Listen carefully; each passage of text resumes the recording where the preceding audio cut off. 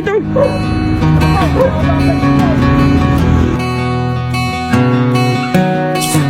Bay, O Raven, ba't ang lungkot mo? nakakainis kasi sa bahay. Parang gusto ko nang lumayas. Bakit naman? Lagi na lang galit sa akin eh. Ako nga rin eh. Gusto kong pumunta sa Maynila. Bakit, Bay? Magkamag-anak ka ba doon? Oo, meron. Si Lula. Baliw ka. Iba ang galawan sa Maynila. Kaysa dito sa probinsya. Kaya mo ba yan? Pa, saan ako ilagay? Kaya ko. Ibig sabihin, Bay, iiwan mo na rin pala ako.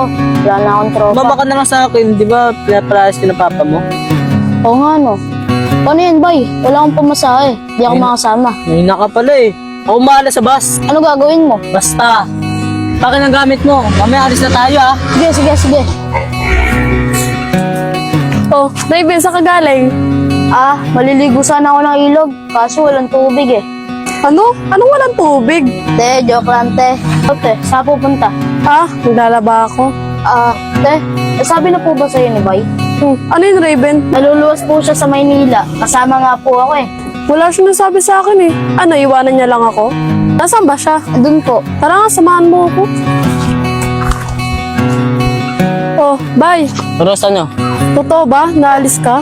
Ros, kailangan gawin to. Ano, paano tayo? Iwanan mo lang ako na ganito? Ros, tindihin mo naman ako. Kailangan gawin to eh. Ano mga tayo nintindi? Isipin mo naman ako, paano ako pag umalis ka? Masaka sa akin to, desisyon ko. Kailangan gawin to eh. Sarili mo lang kasi iniisip mo. Hindi mo naisip yung nararamdaman ko. Ros, ano yung nararamdaman mo? Nararamdaman ko, masakit din naman sa akin to eh. Ah, Kuya Bay, Ate Rose, alis na po muna ako Sige, Raven.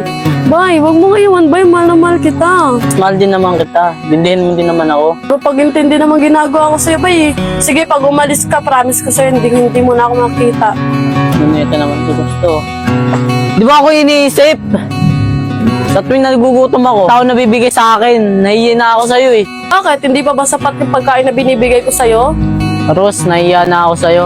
Ayoko na umasa sa'yo. Magiging mabigat na ako sa'yo, paalam.